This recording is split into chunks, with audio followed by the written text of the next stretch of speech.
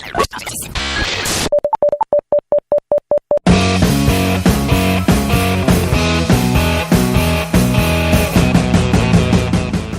to you from a portable microphone, this is Don't Get Me Started. This is a conversation about advertising. And here is your host, freelance creative director and creative circus department head, Dan Balser. Yes, welcome back to another episode of the podcast. We are back. All three of us are back in the library. First of all, I hope that you'll be able to hear the three of us. We're sharing this little, I record off this little Sony Walkman. Okay, a Sony Walkman, for those of you who don't know, it used to be this little old school tape recorder thing that you'd stick on with a little leather strap would go on your belt. You could listen to music with headphones that had felt on them that would fall apart after a while, and you wouldn't. All of a sudden, one day they just disintegrated. They would get yellow, and you'd rub it, and it would just all fall apart like dust.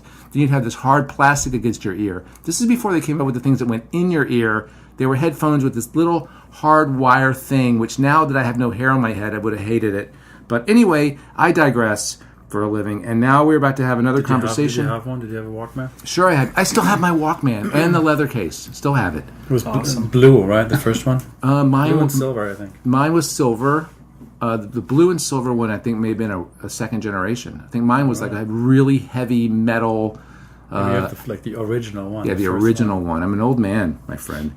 So we're here today with the two co-founders of Solve. Solve is an advertising agency, independent advertising agency in Minneapolis. And I'm going to read you real quick because I'm assuming that only some of you on the other side of this actually clicked the link on the Facebook page to look at the Solve stuff. Make sure you do like that Facebook page. Once again, I remind you this every episode. I'm serving this stuff to you free of charge. Every 2 weeks, I'm just going to send you stuff. It shows up in your newsfeed. All you have to do is like facebook.com/DGMS podcast. But in the meantime, this is what it says. We are Solve, an independent Minneapolis-based branding and advertising agency. It was founded in late 2011 by 4 agency leaders and longtime colleagues. We have been named one of the top small agencies in America twice. Solve is the youngest agency ever to win Ad Age Small Agency of the Year award, which is based on creative work, client results, and business growth among independent agencies with fewer than 150 people.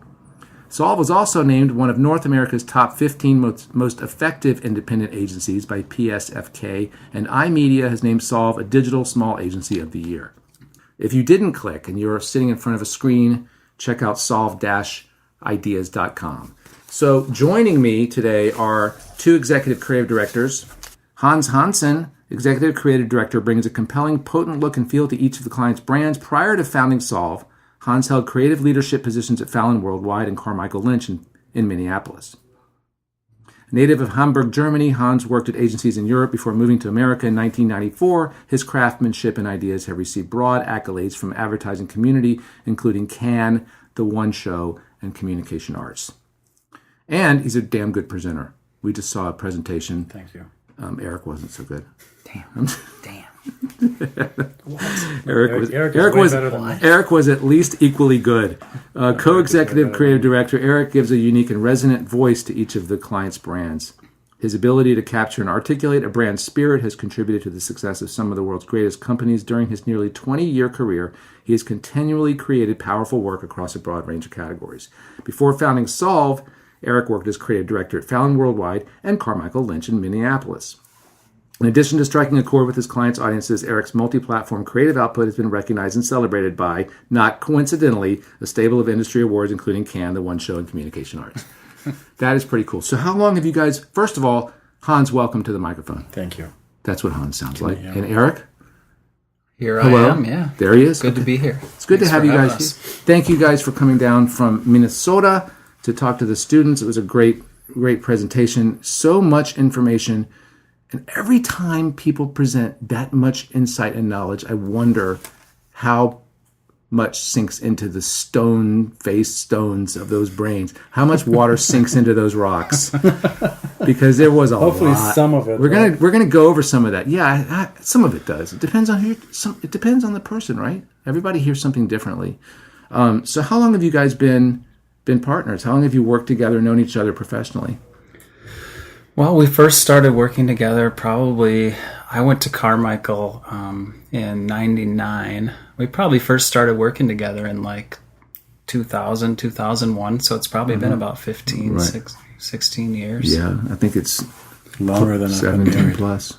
Longer than you've been married, and you spent way more time with Eric than actually with I have. You made a joke about that today in forum. Gladly, I love the guy. Otherwise, it would be really painful. Right, I know. Well, Eric said that today in the forum. He said, "I think I spent more time with Hans than I spent with my family the last few years." And I'm like, "You think?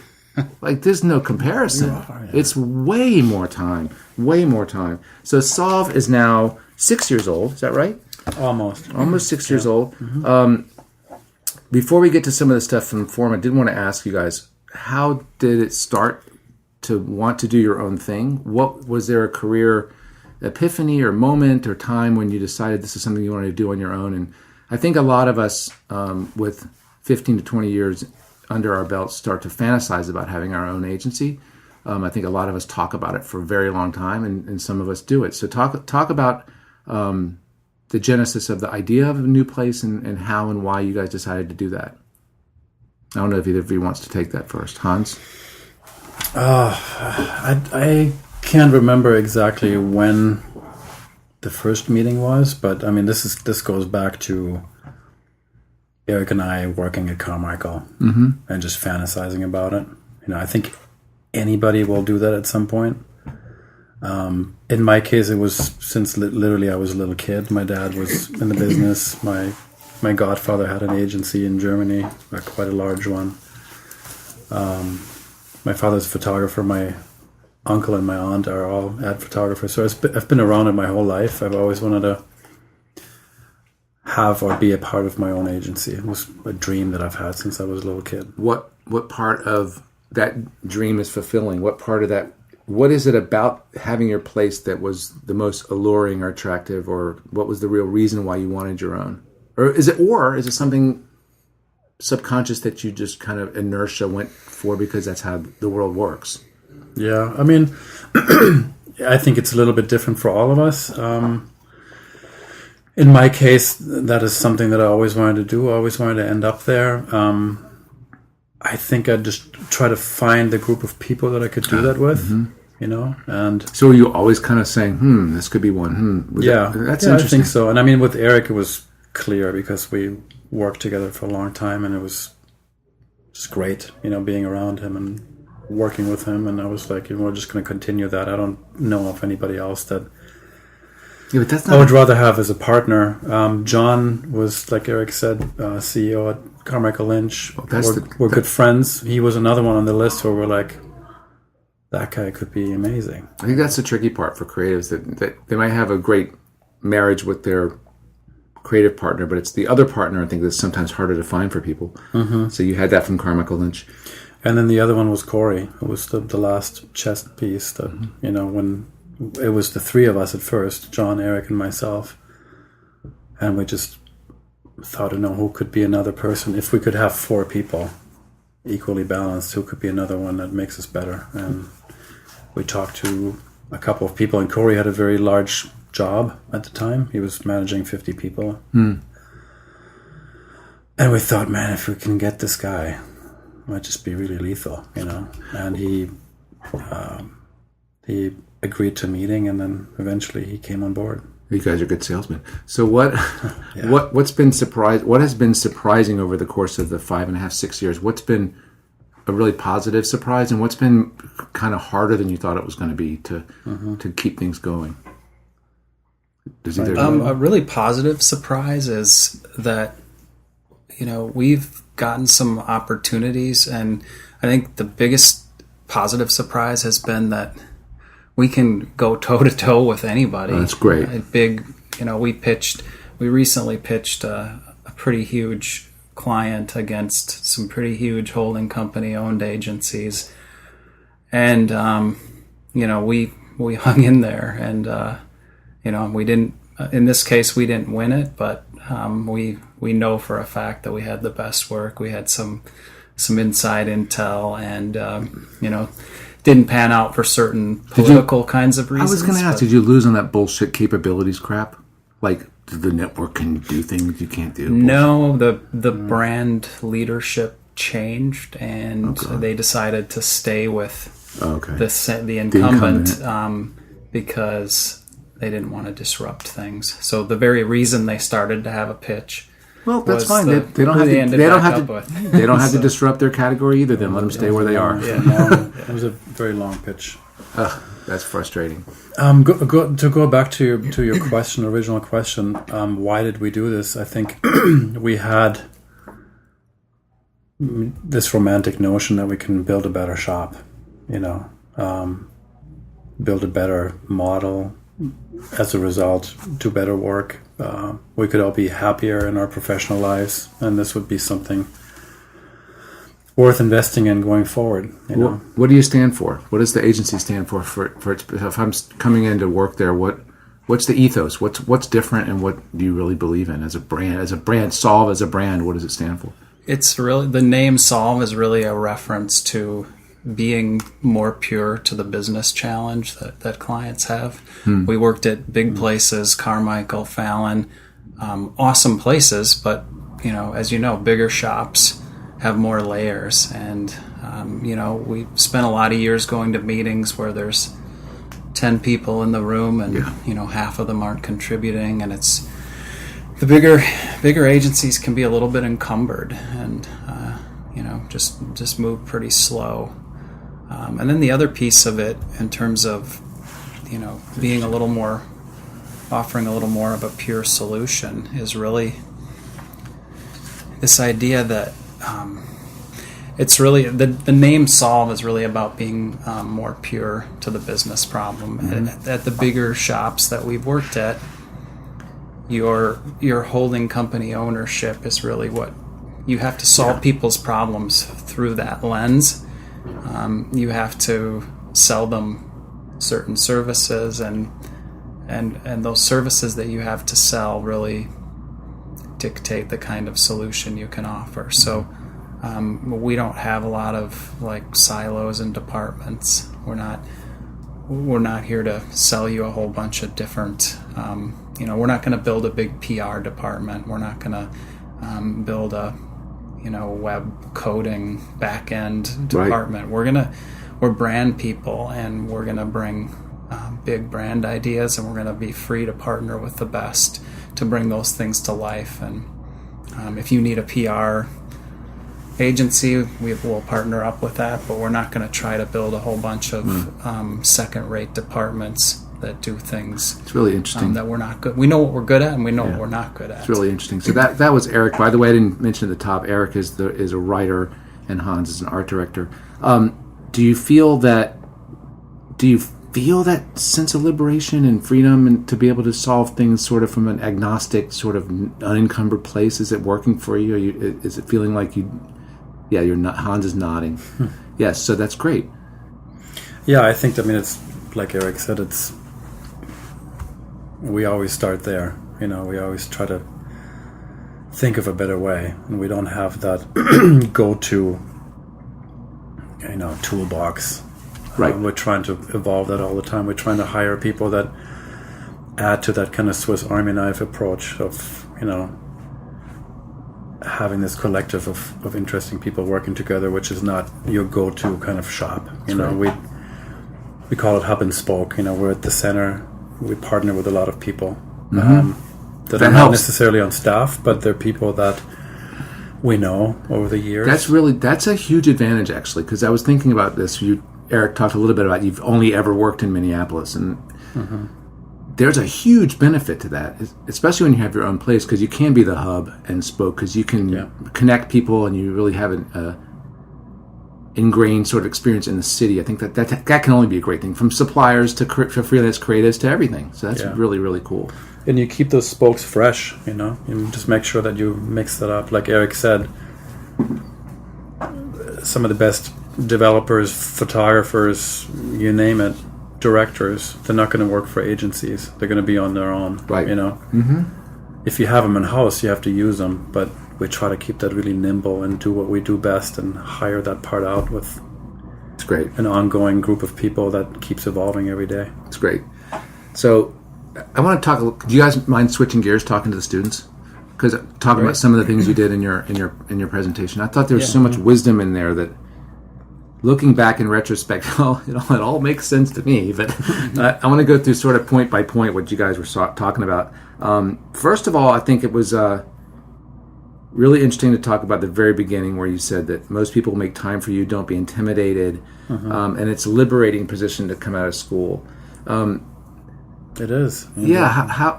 So if you get a phone call from a student who happens to be in Minneapolis visiting, you would make time for them? You'd look at their book? You would do that, right? Absolutely, yeah.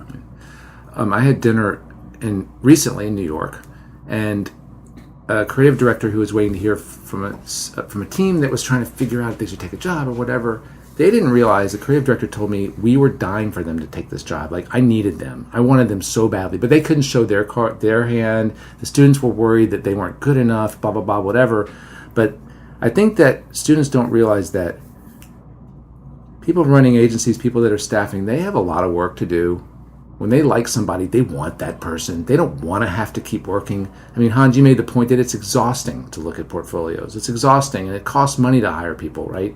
So I think that I'm just kind of... But it's awesome, too. I mean, and we do it all the time. I'm not saying you were complaining about it. But to, no. But to work, it's a lot of work. To constantly look at books. I'm doing it right now. I'm looking for a really important position. I've been looking for a month.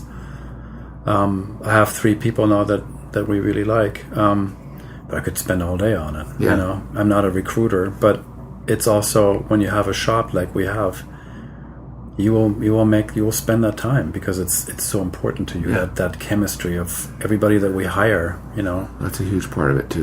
Can change so much. But the point that I wanted the students to make is that they have a little bit of power in the situation, that they have a value that is, it's a balancing act, because you have to be respectful and you have to want something, but at the same time, you do have a intrinsic value to what you're bringing to this, that when you're part of that conversation and someone wants you, they want you. It's exciting. Yeah. I mean, it brings you back. That's why I said, really, like, don't get nervous. Embrace that time. Right. You're not going to you're never going to be at that same time again ever in your career. Once you take that first job, things are very different. If I go to New York now and I call somebody that I admire, whoever, famous architect, whatever, they're going to think, I want a job, or like, why is this guy calling me? If you're a student, most people will give you their time of the day. It might be 5 minutes, 10 minutes, but doors open that might never open to you again. That's very interesting. Very interesting. So you did say something in the form that I wanted to talk about again. You said it's important to go to a great place first, or I think that was what you were saying. So because one of the questions that comes up a lot is, where should I go for the big name or whatever, and a big salary. Not that you're going to get a big salary right away, but I don't think that's... Don't go for the money, we said. Go for the money, right. Yeah. So how important do you think, when you're looking at a resume, I guess, from your perspective, how important do you think is that first job? Super important. So what... It's more important than... What are the more important criteria to decide that? I'm sorry, I cut you off. More important than what? I think it's going to set the first foundational stone to your career. It's like if you're a drummer and you get a chance to play for, like a famous artist like Prince, for the rest of your life. You are from Minneapolis, you would have to say. Yeah, I love Prince, but for the rest of your life, that's going to be on your resume, and that magic from Prince, as an example, is going to rub off on you. Right. It's going to make people understand what it took for you to get that job. It's going to make people think, "Wow, that guy, it's got to be brilliant to play for Prince." That's really cool. It's not black and white, though. It's not black and white. It's definitely shades of purple, because I absolutely agree with everything you're saying. On the other hand, I always tell my students, and tell me if I'm telling them the wrong thing. Correct me if I'm wrong, please, both of you. I tell them, go where there's an opportunity for you to actually learn and get book pieces, even if no one's heard of the agency. If it's with all due respect, if it's in rural Birmingham, it's a suburb of Birmingham, but they're going to give you opportunity to produce stuff for local products that can win awards, or you can learn. Do you think that that's a bad thing to have that? Like, you've never heard of this place, you started off at this place I've never heard of, you went to ad school and you went to like Joey's Ad Shack in like Mobile, Alabama or something. Is that a bad move? Because I tell them your only criterion should be opportunity. I don't think it's a bad move, but I think I would literally, that's why we said it, I would shoot for the stars. Yeah. If you get into a great place, Okay. Try to get in there and try to get that same work that you're talking about that you could do at that little shop. Try to make that happen at a famous place. Yeah, that's a good answer. And make that your goal, and don't feel like you're going to go in there and just make coffee all day and stare at the walls, but make that your goal. And That's if it's just a little piece, nobody can take that away from you. That value that you have from that place, that's part of you now, Absolutely. So I would say, I would agree, but also if that door doesn't open for you, I think it's okay to go somewhere.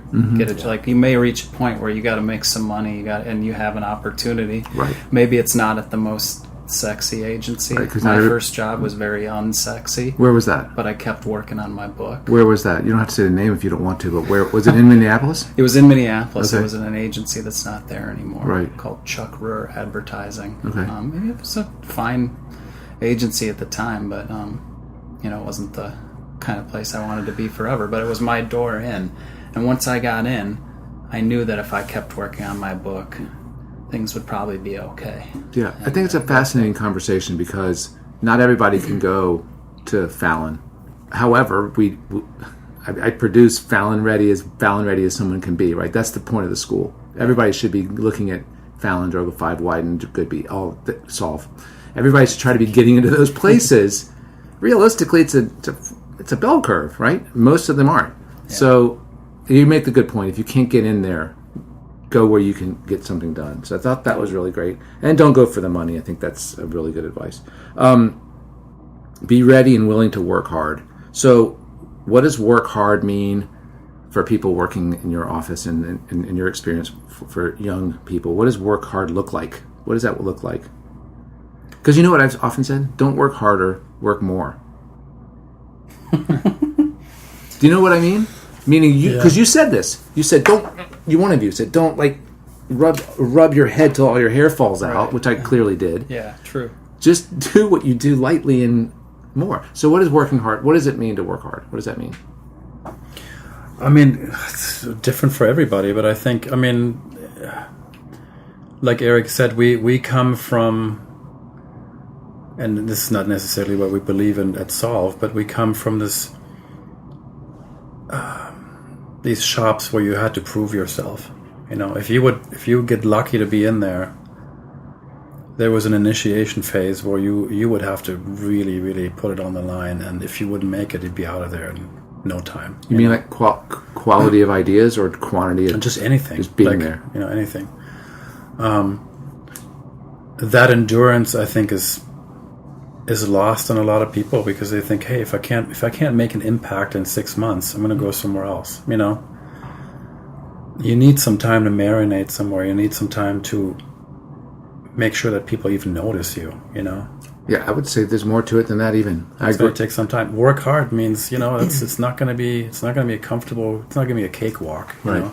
But I think the 6-month thing is an interesting topic also because I don't think that's enough time for a young person to even gauge and internalize the culture that they're in. Right. It takes twice that long to understand who's really making decisions. It takes twice that long to understand why and what the feedback means from clients and coworkers and bosses. You can't understand anything in that amount of time. That threshold of work hard, that's different for everybody. That's very interesting. Some people will be there sleeping in the shop. Mm-hmm. Not at our agency. I'm not saying that, but I've seen it before, many, many times. Or stayed all night and worked. Some people, they can't do that. They run out of gas at 8 p.m. and they go home and, but just make sure that at the end of the day when you leave or you're done with a project, you're not going to go, oh man, I should have spent more time, Definitely. I should have probably put more in. It could have been better. If you're in that spot, then you got a problem. Well, you may have an existential career problem at that point, honestly. Yeah, I think so. I think a lot of people stop short of great. They get something that they like, and so they say, "Oh, I'm done." And the minute you come to that conclusion, you've sort of closed all kinds of doors and possibilities, and there's always. Did you ever do that?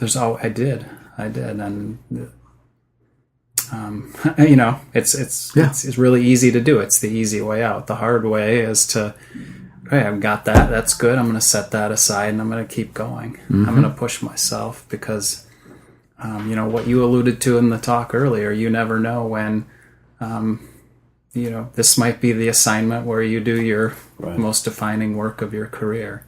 Right. We have to bring that spirit to the assignments we do at Solve. We want to have agency defining work. And so if we're going to do that, we need to make sure people are, willing to put in the time and go that extra mile. One of the things you guys said was to be a delusional optimist. Do you feel like you are delusional optimists? And if so, have you always been? No, I'm not. And I'd say I try to be more. I think it's something to aim for, but I've definitely not always been that. Don't you think putting together talks like this is therapeutic for yourself? Yes, it's very therapeutic. I'm serious. But I do believe that's good advice to give someone who's young. And even if I wasn't that earlier in my career, I was probably the opposite of some things I encouraged people to be today. And I'm trying to share, don't Absolutely. be like me. No, absolutely. I'd say I'm more of an optimist now than I was, coming up in this business. Right. I was a lot more sort of. I think I had faith that I would always have a good idea. I think I was optimistic in my own ability. My problem was one of the last things you guys said about being a victim. I think that when stuff didn't sell, I blamed somebody for it. Because, and I think that's a huge sort of cautionary message for students where when you're in school, pretty much, if you like it, it's approved. Yeah. It's produced. It was good. I like it. It's done. And it's very easy to slip into a victim mentality when you get to the real world, because I'm quoting you guys now. Good work dies. Get over it. It's true, yeah. And that was a harsh reality for me, I think, when I got out of school. And I'm thinking hard about this being, Eric, you and I could talk about this all day. This is about maturity. I look at my son coming back from a soccer game. He plays U13. And every year he has complained about the refs slightly less for his losses. He gets in the car, he blames the referees for every loss, every missed call. They lost because the ref fucked up. But now he's starting to realize, saying, yeah, but you put yourself in the position right there where you're chasing the guy down, or the guy fouled you and you guys didn't convert. The ref didn't take that kick. So in a way, you have to take responsibility for yourself, and you also have to realize bitching about the ref is like bitching about weather and clients. Weather and clients are always going to be there. Complain about them all day long. You're only hurting yourself. Uh-huh. I'm sorry, I got on a monologue there. Just got started. No. I just got. It's true. Got on a little roll. So, well, I think over time the people that will make peace with that will succeed. Because you take things as a creative, you take things very personal. It's true. In the beginning, you're like, how could they possibly not love this piece of work? Mm-hmm. It's brilliant. Mm-hmm. But there's so many factors for that to go the whole way. There's a lot of validity to whatever baggage they had. Which is fascinating, and that's part of the business, and that's why it's so awesome. Right. Too. It's like, the work that makes it through all those gauntlets and is produced well at the end, that people actually enjoy looking at, which in our business is very rare. Usually the stuff that we do is a nuisance for most people, right? True. That's another thing. If you know that, you make peace with that, try to find a trick to get around that, but most of the time, the stuff that we brew up, nobody wants to see it. The whole world is like, I look at my kids now on screens, and I'm trying to minimize it as much as I can. They hate ads, Right, we just have to make them more interesting. Right, but sometimes there's things that they will spend time with, and I remember my dad was a photographer. I talked to him about this too. He said one time he was in an airplane sitting behind somebody, and he knew the magazine that the guy was reading, and he knew that he had a print ad in there for Mercedes or somebody, I don't know, and he was really proud of that ad. And he was looking, he knew exactly what page that was on. You shouldn't do that. And he was like, I'm just going to see if he's going to stop. and look at it. And it was very brief, that the guy just kind of glanced and then he moved on. And, we have that every day. And now with content, there's millions of those interactions, It's fascinating to make somebody stop and actually look at it. But most of the time, unfortunately, people really don't, because they just want to get to their thing and it's in the way. And which makes me wonder why photobombing. Right, which makes me wonder why anybody in this industry has an ego about what we do. We're in a service industry that annoys most of the people. Yeah. Ugh. But we still love it, right? I do love it. I love the creative part of it, and it takes me straight into the next thing you guys said. Examine your beliefs about creativity. I thought this was really interesting about how you define your approach to creative, right? That's what that's about, because you said, is it hard? Are ideas abundant? Are ideas scarce? I think that was really, really fascinating for people to think hard about their beliefs about creativity, right? What's your experience with that? Like, how did you guys think to even talk about that? I thought that was fascinating. Just, the older I've gotten, the more I have gotten interested in, like, just the field of consciousness and really how your beliefs shape you. Even at the cellular level, like if you are a very negative person, there's all kinds of research that shows you're much more likely to, come down with certain ailments and things. And,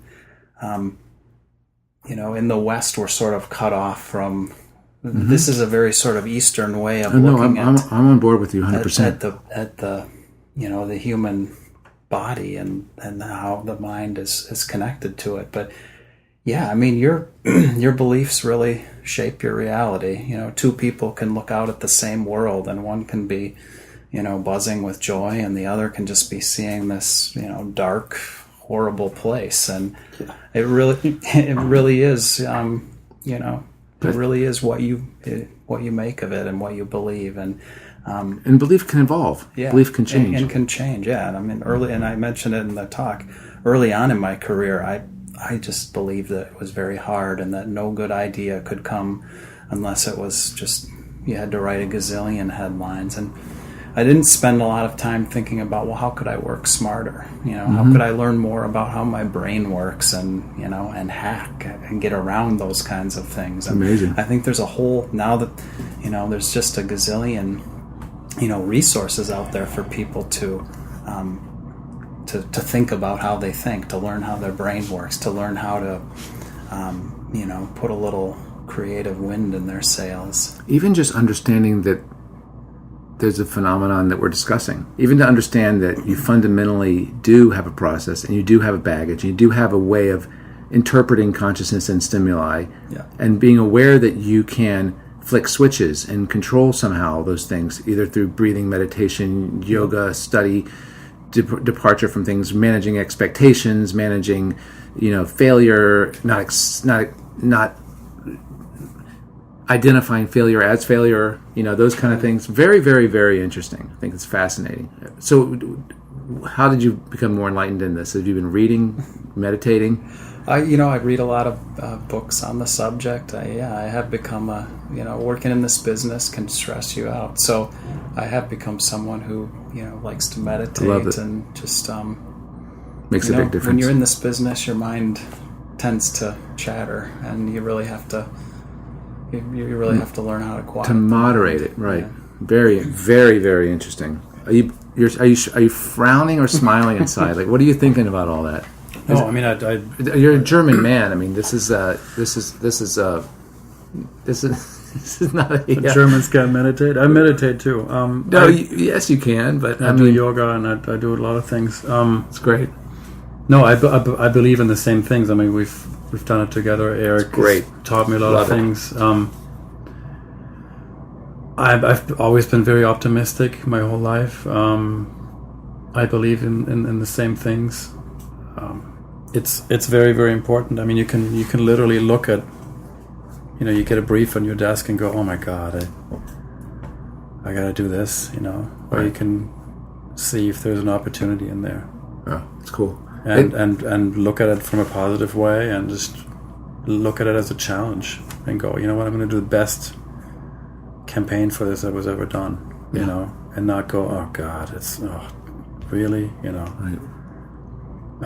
And sometimes that's the best work you're ever going to do. If you can crack that, if you can crack those kind of things, that everybody's going to go, oh. That's totally true. Because the apparently, I don't want to say sexy stuff, the apparently sexy stuff is well trod roads. And you expect that. Yeah, you better exactly. do something brilliant. Right, You know? that too, definitely. So, no, I totally believe in mindfulness. I totally believe in all those things. I think they're super important. All right, so another thing you guys talked about, think about how you think. Study greats, the creativity habits of greats, ask braver questions, bigger questions. That I thought was also really cool. This is a little variation of what we were just talking about, right? This isn't about how you perceive or how you sort of feel about things, but how you actually, in your process, think, right? Yeah. Is there anything you want to add to that? Asking braver questions, what does that mean? Well, if you phrase your client's challenge in the form of a question, you know, you can phrase it in a way that's not reaching for something great, or you can phrase it as something that is, you know, reaching for something really big. A more ambitious problem. Yeah, it's if Porsche, how can we get Porsche? How can we sell more cars for Porsche? That's one way of looking at it. Another way of looking at it is, you know, how can we get 100,000 more people who've never even considered a Porsche to suddenly be interested in Porsche. Feel the need to drive one. When you ask it a question in a way, when you tweak the question dial that you're asking, all kinds of different ideas come out. So the bigger you aim with your question, make it bigger, braver, more ambitious, you're automatically going to get to bigger, braver ideas. They won't all be great. And students can do that too. Absolutely. In hypothetical problems, for sure.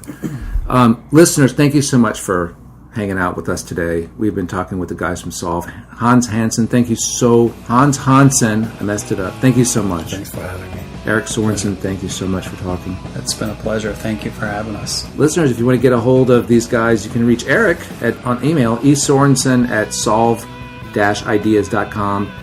Again, their website is solve-ideas.com. You can reach me, as always, at danspodcast@mac.com. Make sure you like the Facebook page. I will be back in 2 more weeks with another conversation, another scintillating conversation about the creative process. I'm going to keep doing these until someone makes me stop. Fellas, thanks. Travel back safely to Minnesota. Appreciate your time so much. Thank you. Thank you, sir. See you, listeners. Bye.